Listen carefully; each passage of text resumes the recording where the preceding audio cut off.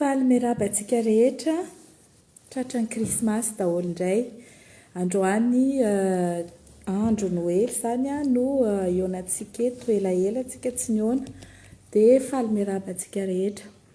Inona moa izany no resahana androany tsy dia misy zavatra betsaka fa tehiteny fotsiny hoe mirary soa ho an'ny rehetra, mirary soa ho antsika izay salama tsara na tratran'izao andro Krismasy izao.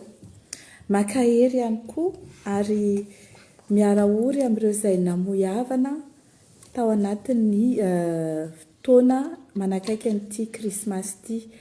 Tsy azo atao ny tsy araka ory amin'izy ireny na dia ora fifaliana fa kosa dia mametraka fanantenana ho an'ny fitsanganany tena maty ho an'izy ireny rehefa sambatra ny fanahy. Ho antsika izay mbola velon'aina dia ny hafatra tiako tenena dia izao. Amin'izao andron'ny coronavirus izao, amin'izao andron'ny ataontsika hoe marobe ny loza izay mitranga eran-tany na aty ivelany na any Madagasikara dia misaotra an'Andriamanitra isika na tratra ny andro Noely ary mbola mirary antsika rehetrarehetra hatratra ihany koa ny taona vaovao.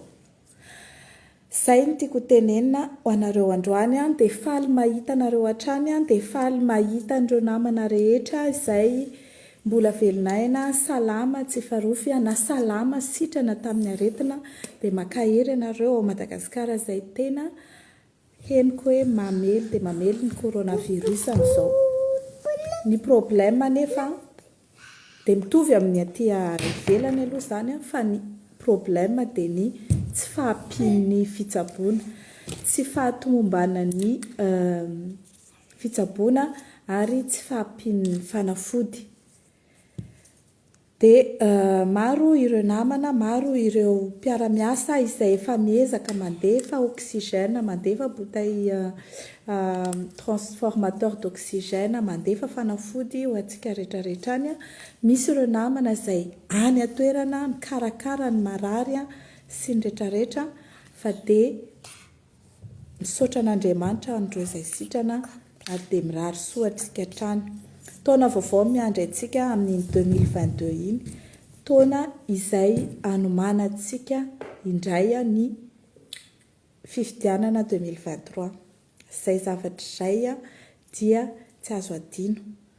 Mitohy hatrany ny tolona ataontsika ho an'ny fanafanan'ny Madagasikara eo ambanin'ny ziogan'ny didy-jadona sy ny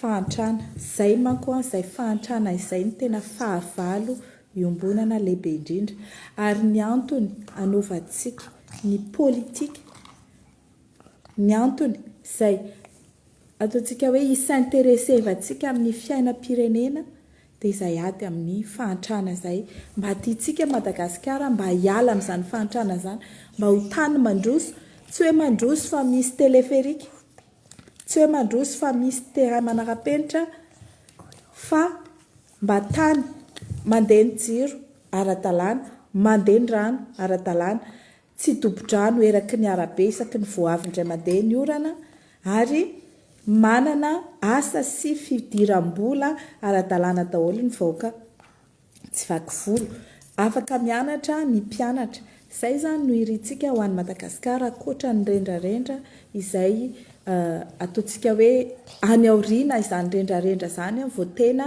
mety hoe misy dikany fa pour l'instant dia ny hanina hohanina ho an'ny Malagasy, asa mahavelona ho an'ny Malagasy na tsy mahavelona fa mba misy asa aloha dia efa izy aloha izay.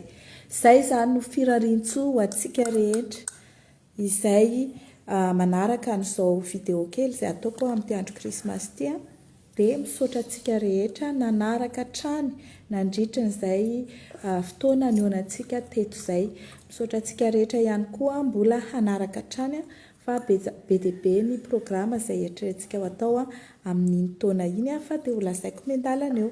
Androany aloha dia tehiteny hoe mifalia, miravo ary misaotra an'Andriamanitra noho ny fahazahoantsika n'izao andro Krismasy izao. Zay ara fa dia misaotra indrindra dia mandrapitafa ho amintsika indray amin'ny herinandro manaraka raha ohatra ka dia mihaona tsika alohan'ny faran'ny taona sinon dia amin'ny faran'ny taona indray tsika mihaona mandram-pioana ary